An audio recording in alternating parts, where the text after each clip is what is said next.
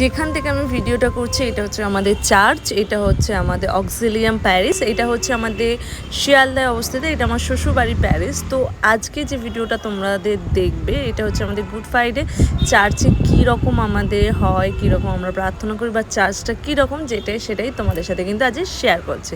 তো এখানে দেখতেই পাচ্ছ এটা অক্সিলিয়াম প্যারিস ভীষণ বড়, খুবই সুন্দর। এখানটায় আমি বিয়ের পর থেকেই যাচ্ছি, খুব ভালো লাগে।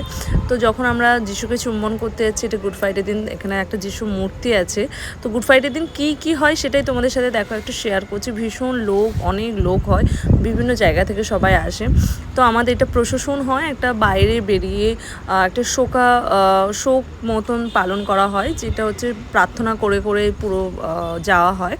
তো আমাদের এটা অনেকটাই ঘুরতে হয়, প্রায় চার্চের বাইরে থেকে একদম, এটা ভেতরে হয় না, ভেতরে যেইটুকানি প্রার্থনা করার পরেই কিন্তু আমরা তারপরে 5টার সময় এটা প্রশাসনটা আমাদের শুরু হয়।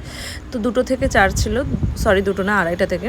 তারপর হচ্ছে আমরা 5টার সময় বেরিয়ে পড়েছিলাম। ভীষণ লোক দেখতেই পাচ্ছ, কিন্তু সবাই কিন্তু প্রার্থনা, কেউ গান, সব বিভিন্ন। আর এখানটা হচ্ছে 3টে ল্যাঙ্গুয়েজেই করা হয়, একটা হিন্দি, ইংলিশ আর বাংলা। একটা সাইডে বাংলা, একটা সাইডে হিন্দি, একটা সাইডে হচ্ছে ইংলিশ। তো এইভাবে আমরা প্রার্থনা করে করেই যাচ্ছিলাম, আর ভীষণ ভালো লাগছিল। আর বাইরে যারা যারা দেখছিল তারাও খুব শ্রদ্ধা করছিল, যেহেতু একটা গুড ফ্রাইডের দিন, একটা যিশু মৃত্যুদিন হিসেবে পালিত হয়। তো আমরাও যাচ্ছিলাম। আর একটা জিনিস বলা ছিল, গুড ফ্রাইডে দিন সবাই কিন্তু উপোস করে থাকে, আর প্রত্যেকের বাড়িতে কিন্তু নিরামিষ, যারা উপোস করতে পারে না। তো প্রায় সবাই কিন্তু উপোস করে, বা যারা পারে না সেটা আলাদা ব্যাপার।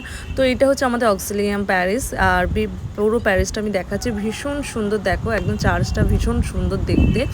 তো একদম আমাদের প্রার্থনা শেষে বাইরে একটা কাউন্টার করা থাকে, একটা না অনেক কটা, যেটা হচ্ছে জলের ব্যবস্থা থাকে, কোনো জুসের ব্যবস্থা থাকে।